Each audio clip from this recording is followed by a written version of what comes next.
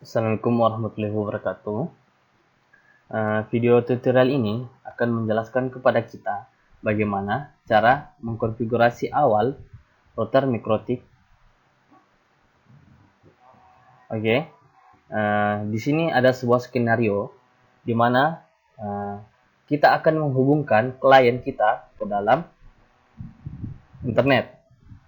Di sini internet adalah internet service provider, di mana internet service provider yang menjadikan layanan internet kepada masyarakat. Contohnya Telkomsel dan lain-lain lah. Oke, di sini ISP memberikan kita alamat IP 192.168.1.254 sehingga kita mengkonfigurasi Ether 1 dengan alamat IP 192.168.1.1. Oke. Di mana Ether 2 sekarang ini adalah Ether 2. Ether 2 adalah Ether yang terhubung langsung kepada klien-klien kita dengan menggunakan access point. Oke. Langkah selanjutnya yaitu kita masuk ke dalam interface router mikrotik.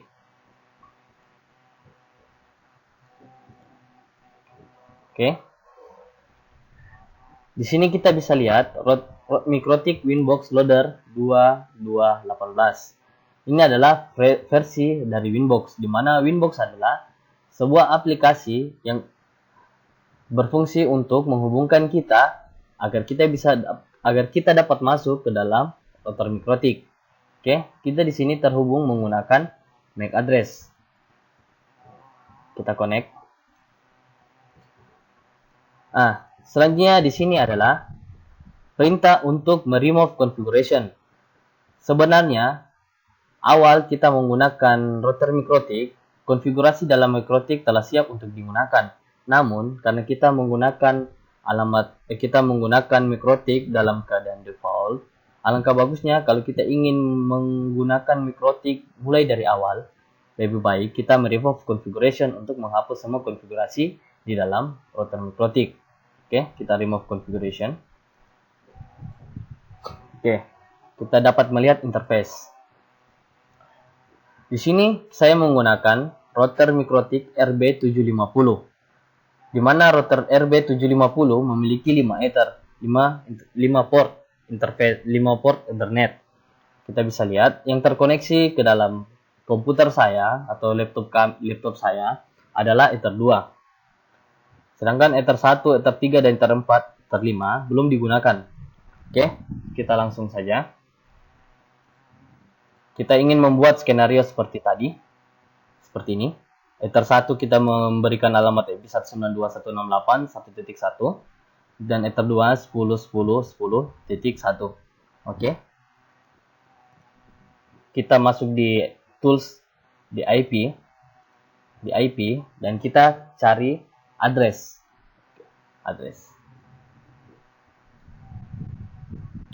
Oke, kita cari address. Kita mengisikan alamat IP untuk Ether 1 tadi, yang ini. Ether 1 yang ini. Ya. 192.168.1.1. Kita isikan 192.168.1.1 dengan subnet mask 30 ya. Oke, kita pilih interface yang akan kita gunakan, yaitu Ether 1, dan kita apply. Secara otomatis network akan muncul dengan network 192.168.1.0. Kita oke.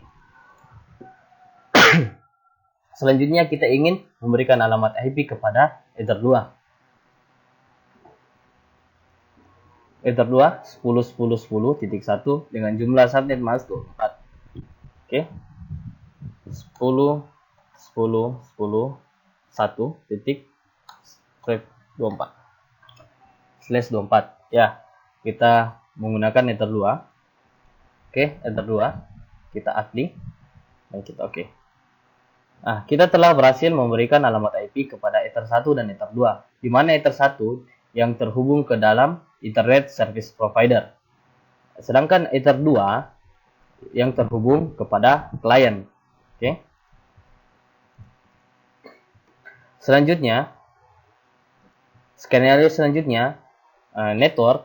Di sini klien dia meminta sebuah IP kepada router dengan menggunakan IP DHCP atau dia meminta IP secara otomatis. Jadi router menggunakan service untuk memberikan alamat IP secara otomatis kepada klien. Jadi cara konfigurasinya yaitu kita masuk di IP DHCP server. Oke, kita pilih DHCP setup. Yang kita gunakan di sini adalah service interface-nya. Interface dari DHCP kita menggunakan Ether 2. Oke, Ether 2. Karena Ether 2 yang terhubung langsung kepada klien.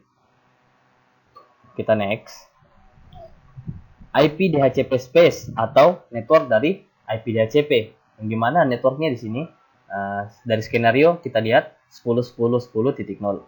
Oke, dengan jumlah subnet mask 24. Kita next. Gateway DHCP for DHCP network. Gateway ini adalah Ether 2. Jadi alamat IP Ether 2. Jadi kita lihat 10.10.10.1. Jadi kita isikan di sini 10.10.10.1. Oke, kita next. Address to give out. Jadi ketika kita menggunakan prefix 24, jumlah klien yang akan terhubung adalah mulai dari 2 10.10.10.2 sampai dengan 10.10.10.254. Ini yang akan terhubung ke dalam IP DHCP kita. Yang akan diberikan IP DHCP adalah berkisar sampai dengan 254 host. Oke, kita next. DNS server kita bisa mengisikan alamat IP DHCP, alamat IP Ether 2. Isikan 10.10.10.1. Oke. DHCP server. Dan next. Time disk adalah waktu untuk berubahnya atau untuk aktifnya IP DHCP yang kita berikan kepada klien. Jadi kalau di sini 3 day, artinya 3 hari, dalam 3 hari IP DHCP yang diterima oleh klien akan berganti atau akan disable atau akan disconnect. Oke. The next. Oke, setup has config successfully. Artinya kita telah selesai untuk mengkonfigurasi alamat IP DHCP kita kepada klien. Oke. Setelah konfigurasi telah selesai,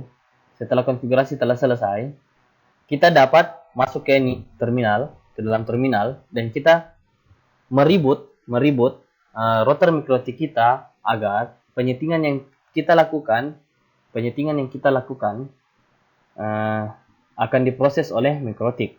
Kita klik sistem reboot. Oke, enter, kita yes.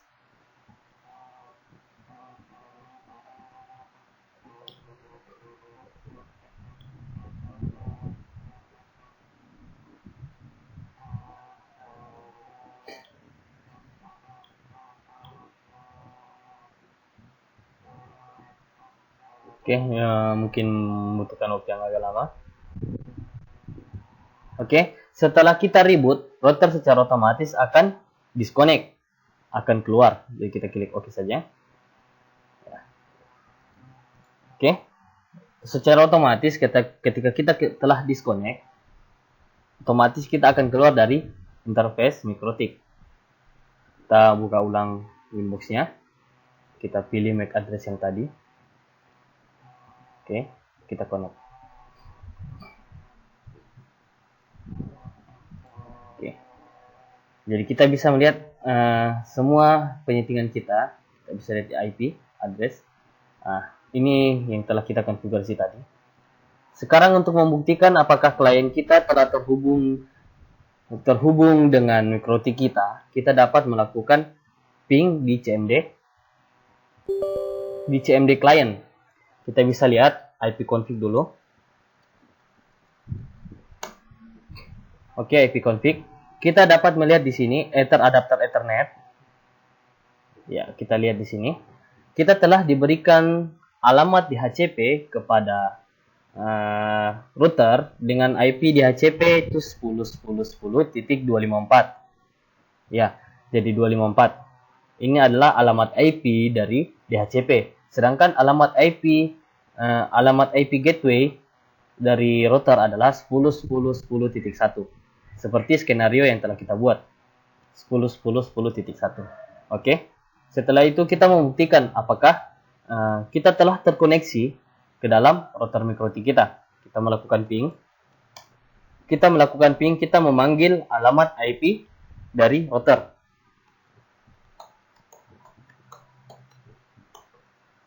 Oke, reply form 10.10.1 ini menandakan kita telah terkoneksi ke dalam router mikrotik kita dan kita telah sukses untuk mengkonfigurasi DHCP agar klien bisa menerima alamat IP dari mikrotik. Oke. Selanjutnya kita melihat skenario yang tadi. Jadi kita telah terkoneksi ke dalam alamat IP router. Oke. Selanjutnya kita ingin mengganti nama mikrotik. Jadi ini adalah nama mikrotik kita untuk saat ini. Defaultnya adalah mikrotik. Sekarang kita ingin ganti, kita pilih sistem. Kita pilih identity. Identity di sini masih mikrotik. Sedangkan kita ingin mengubah nama mikrotik kita. Contohnya di sini saya menggunakan Routerbot 750. Oke. Secara otomatis nama dari mikrotik kita akan terganti yaitu Routerbot 750.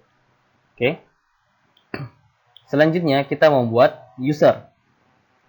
Fungsi user di sini adalah yang akan terkoneksi, user yang akan terkoneksi ke dalam mikrotik kita. Jadi kita tambah, kita klik user 1, kita ganti misalnya network. Kita pilih full, group full. Oke, passwordnya kita isi. Konfirmasi passwordnya.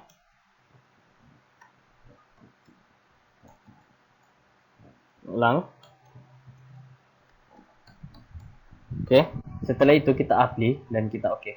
Jangan lupa untuk mendisable admin tersebut, karena ketika kita tidak mendisable, maka user bisa menggunakan admin untuk masuk tanpa menggunakan password.